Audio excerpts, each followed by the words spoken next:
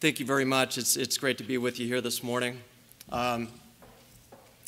So just a minute or two on my background. I have spent half my career in the private sector, focusing with financial services organizations on how they could slice and dice and model their data to understand customer trends and to be able to act on those trends at the moment of truth.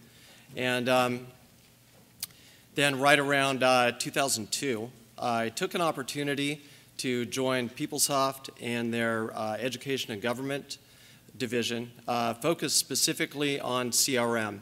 So it was kind of really a pioneering niche that I was joining at the time. I thought it would be a great challenge to come into what is arguably the biggest set of customer service functions on the planet, government agencies, and start to automate and realize the same kind of gains that have been obtained in the private sector over that time.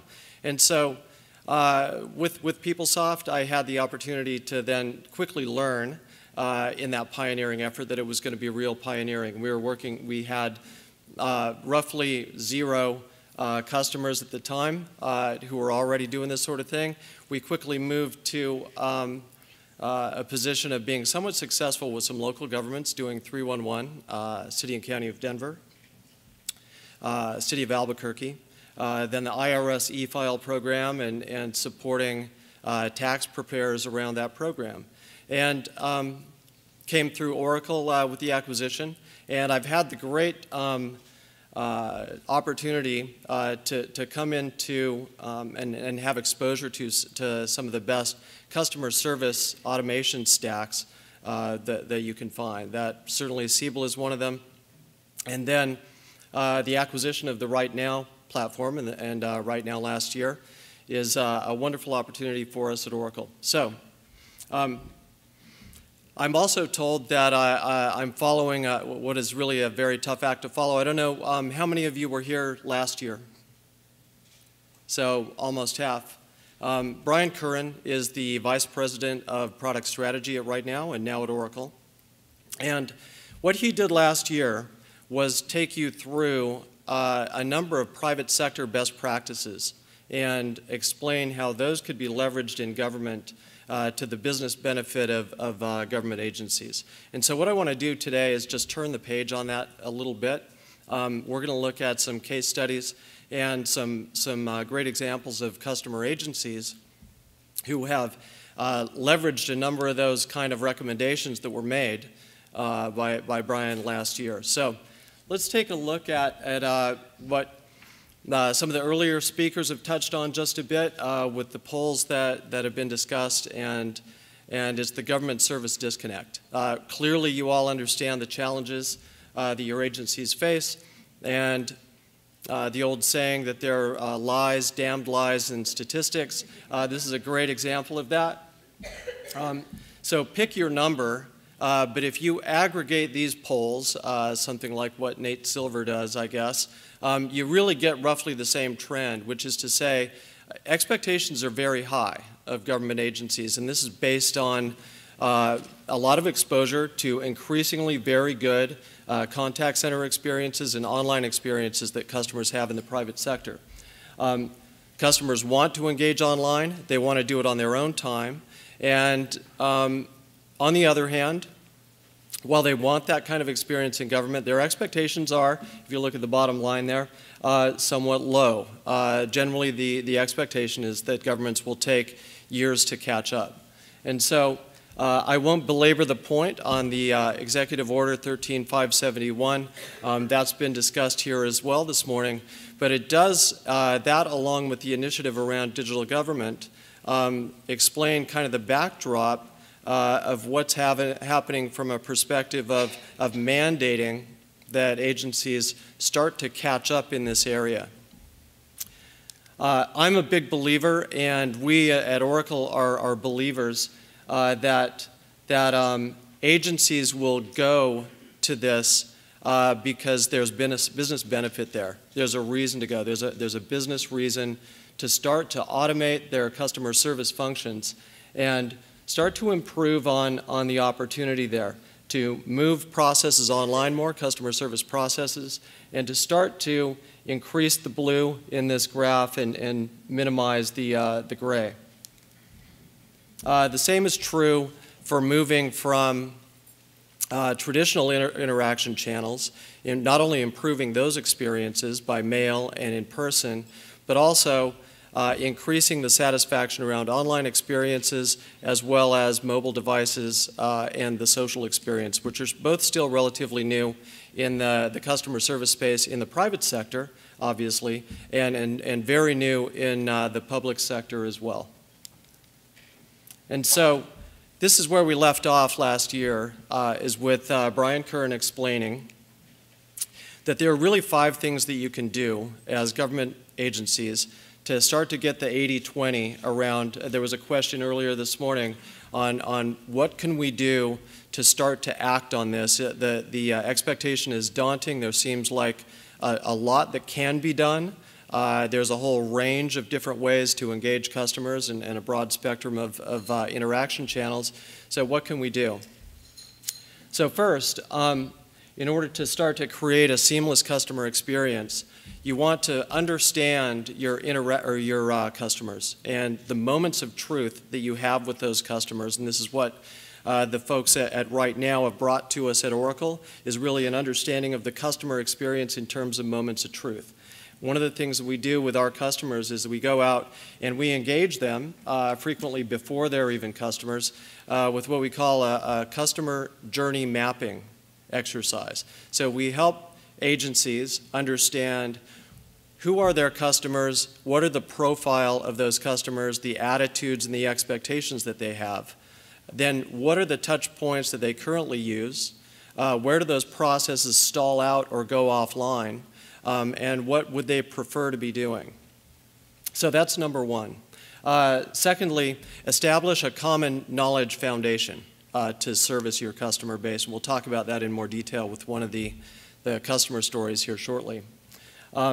Offer self-service, clearly. That's kind of a no-brainer. It's what we're talking about fairly extensively at the event here. Go mobile and social. And we'll talk about, again, give you some examples on how some of our customers are choosing to leverage those channels. And then capture feedback.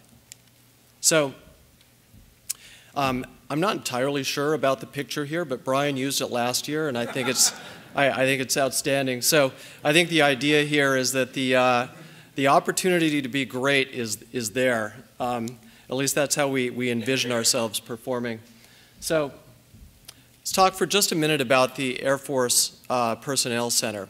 This is at least in modern terms, kind of a long-time Right Now customer. And the function that's being performed, just to give you an idea, is a personnel center that's made up of about 2,400 individuals, both military, contractors, and civilian, who provide services to both the enlisted personnel as well as civilian workers within the Air Force and retirees. Okay? The overall population that's being served here is about 1.25 million, so it's a substantial, quote-unquote, customer base. Now again, this is individuals in the Air Force, but they are viewed by the Personnel Center as their customers.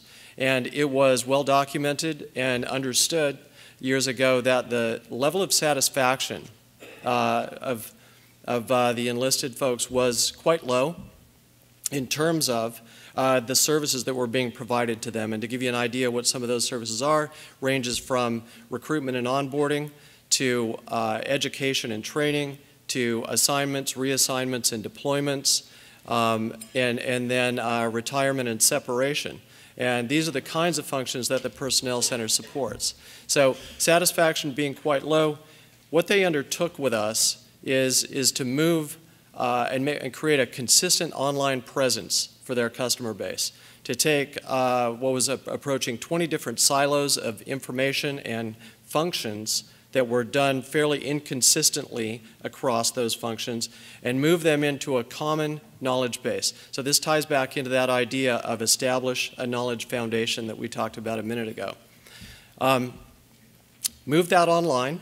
searchable through natural language search online, and quickly moved what was a rate of transactions of about in the low hundreds of thousands of transactions per month to well over 1 million transactions per month, and increased over a period of time that satisfaction from poor to good and then very good from there. So it's a great example of how kind of understanding the preferred touch points was key, going online was key, and then establishing a common knowledge foundation so that consistent answers were made available both online and through call takers accessing that same knowledge base. So next, let's talk about another customer who's used the customer experience platform to create an online presence. Within DHS, Customs and Border Protection is another such function. And they have moved, again, a highly searchable knowledge base online. And one of the things that they've achieved that's significant is a 98% success rate through web self-service. And the way we're measuring success here is that we're saying these are folks who are accessing the knowledge base, they're asking questions through the knowledge base, again with a natural language search, and those are not resulting in escalations. There are also opportunities there to generate feedback, to say how was your experience and to rate that experience. And so this is how we're measuring the 98% number. The remaining 2% are email-based interactions, okay, so email follow-up. And the technology that we're using in this case to keep that 98% number high and the 2% sort of escalation, follow-on questions, calls to a call center or emails low is through what we call email deflection. So we give people the opportunity to submit questions and have that channeled through to agents via email. But on the other hand, what we're doing is running those questions through the natural language search and automatically tying into possible relevant answers and asking them then online, while they're still online and before they submit the question, did this answer your question? And so these are the capabilities that are factoring into the kind of results that we're seeing there. Next, so I fully understand that what we have today, and you all represent a largely federal civilian audience, a little bit of DOD, and just potentially a smattering of state and local government. But I thought it would help to get, again, we're kind of working around a spectrum of different kinds of applications and different agency challenges. And I thought it would help to understand a little bit of what we've done at the New York Department of Motor Vehicles as well. So, again, to give you an idea of who the customer population is in the state of New York, we're talking about 11 million licensed drivers. So it's a large population. I imagine most of you drive regularly, are licensed to drive. I imagine you're also not fond of your Department of Motor Vehicle experiences in the past. So you can readily understand some of the challenges that are faced by a Department of Motor Vehicles. One of the things the New York Department of Motor Vehicles did prior to engaging us is they moved a substantial portion of their interactions and information and FAQs and so forth. They put this online, okay? And this resulted in very rapidly in the internet experience becoming their biggest quote-unquote office, okay? And so a lot of volume of interactions. And then the next consequence of this, the unintended consequence, is that a lot of questions were generated based on this experience, based on the answers provided not being clear, FAQs not being completely relevant. And so what they saw after going online was a spike in the volume of inbound email.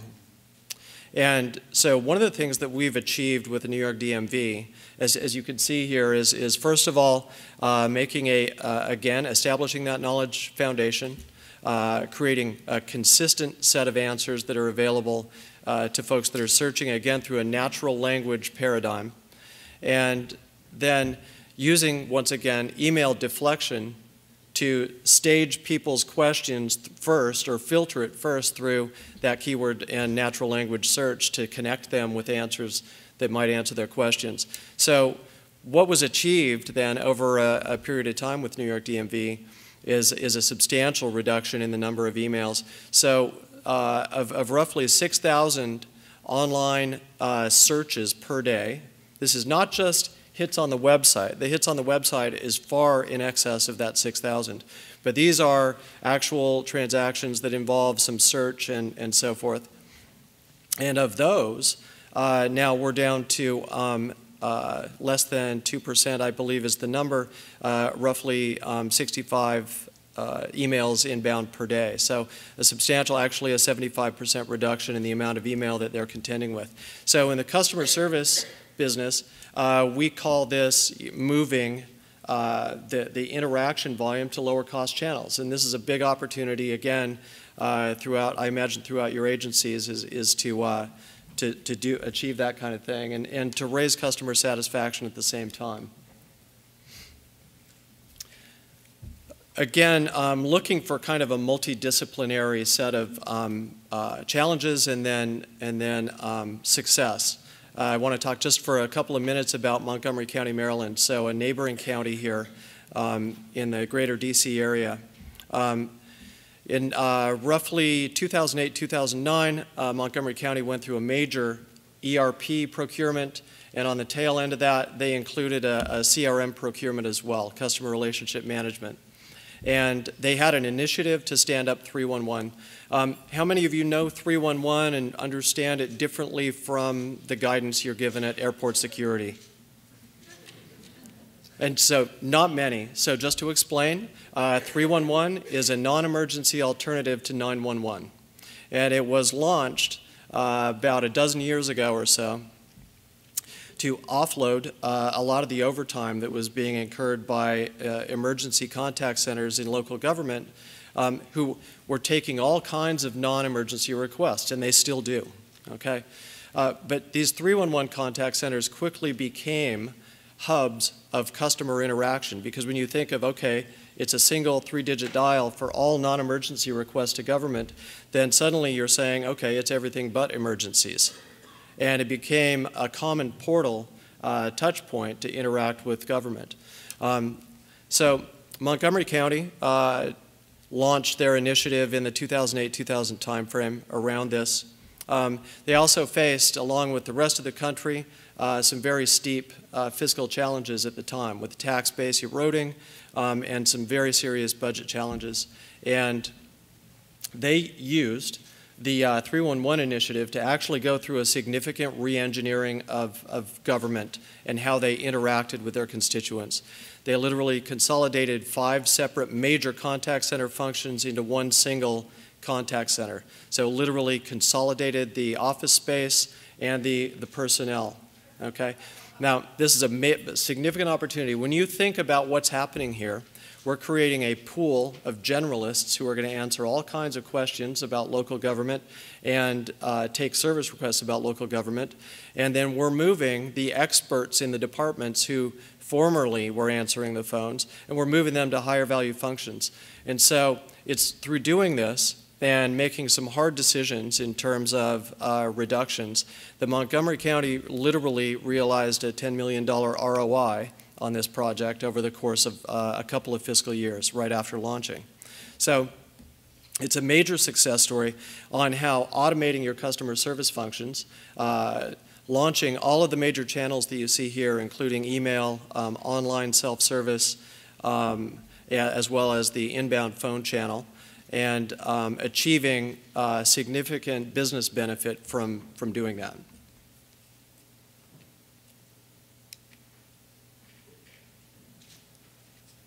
And I should mention, actually, while I have just a moment, it's readily available on the web. If you go out and Google it, you'll be able to find references to the awards that Montgomery County has won.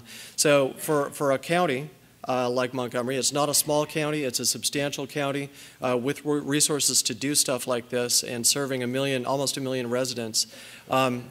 But for a county to win prestigious awards like the Gartner and One-to-One Media sponsored award around Customer 360 Degrees and customer analytics is a huge proof point that government agencies can do world-class customer service.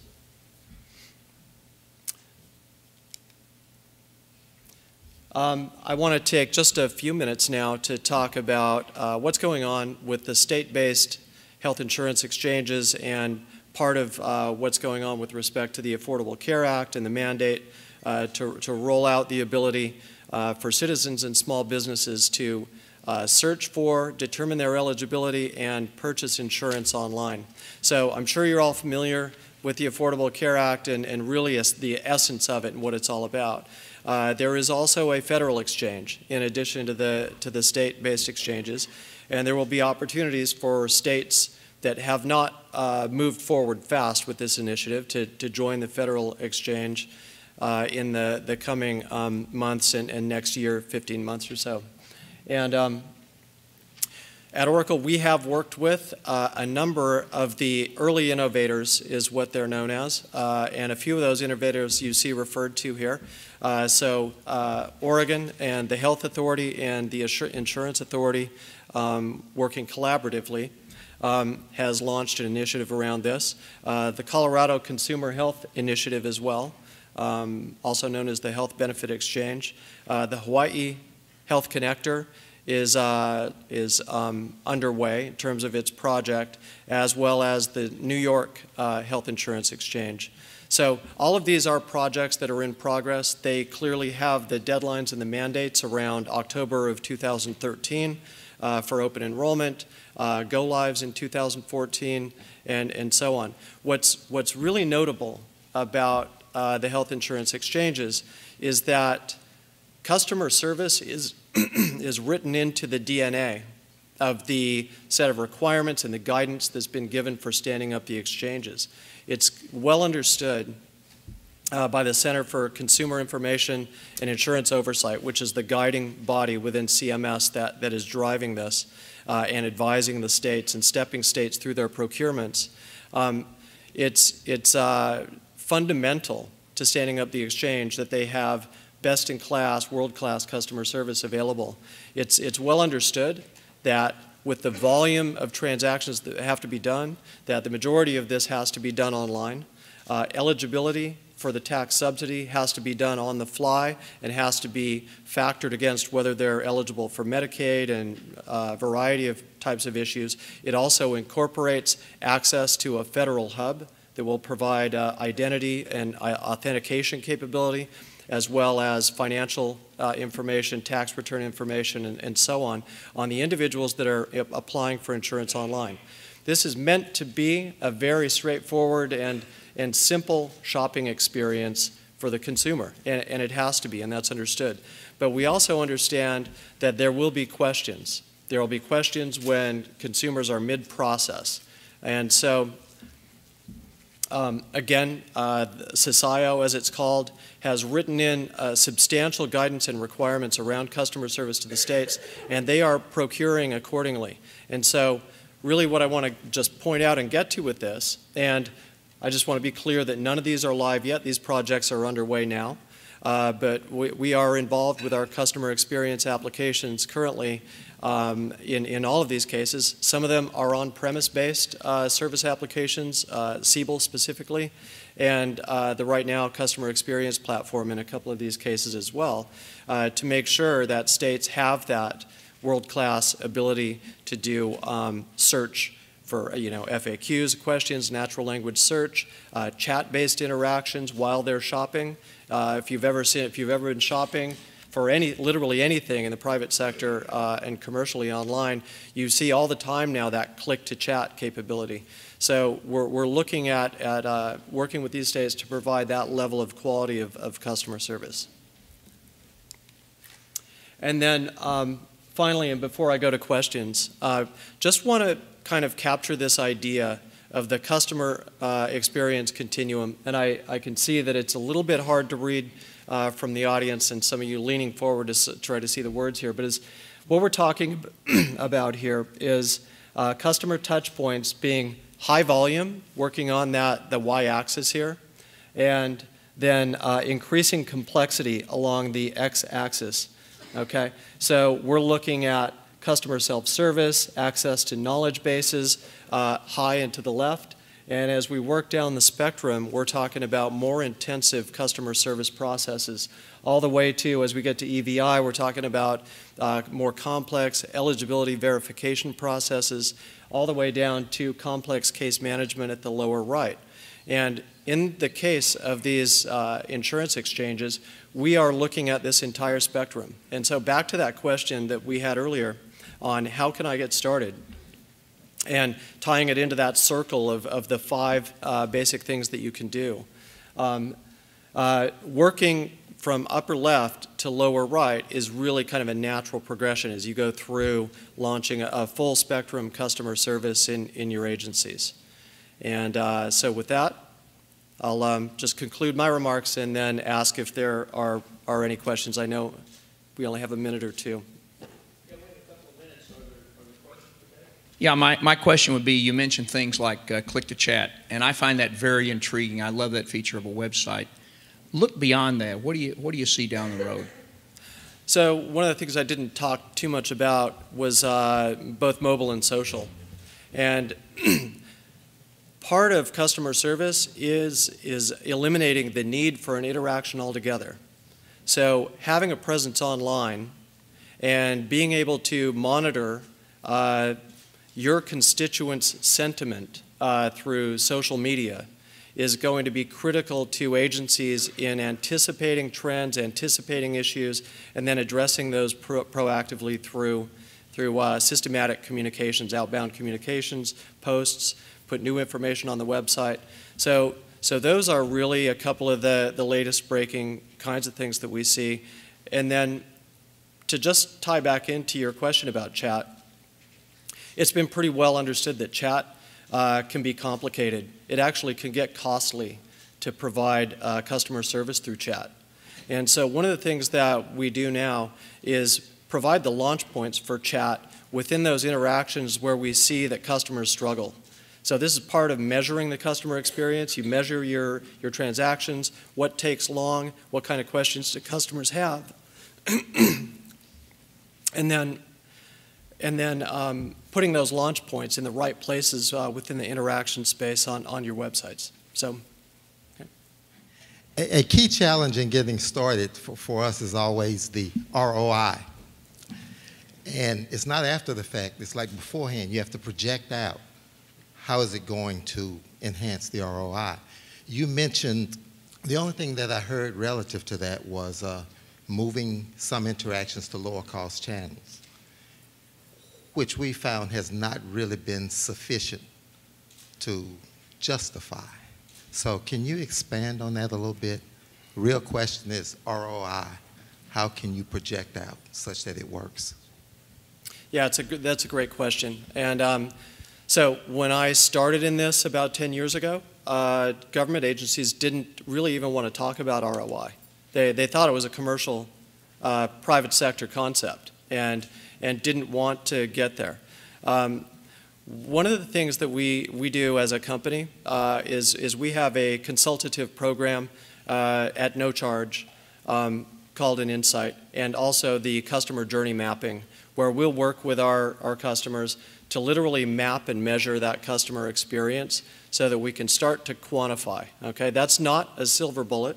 I would also say that it takes a fair and thorough process around connecting your as-is service processes with what are the costs involved in those processes, and being able to measure the fully loaded costs, by the way. Not just the individual in a certain amount of time, but what is the cost of the real estate that you have these people in, okay, the office space, and what about the benefits that you provide to these people. Now, I'm not talking about necessarily layoffs and that sort of thing. What we're talking about is taking, and you could look at it as creative accounting, but in the case of Montgomery County and in the case of other local government entities like New York City, who I think, if I look at the agenda right, you'll hear about more today, moving your more expensive more highly educated, your experts in certain functions, moving them to higher value functions. You don't necessarily want that individual answering the telephone. And so that's among the things you have to do. When you map the customer journey, you're going to be measuring dead time or downtime for fairly expensive resources. So those are some of the kinds of ideas and techniques behind how we can help you measure ROI. But again, I wouldn't want to characterize it as completely baked. It's a challenge. It's a challenge, and it's a process that you need to go through if you really want to measure that way. That's all the time we have. Let's thank David, please. Thank you. Great job. Thanks, Ron. Thank you. Yeah. It's a pleasure to meet you.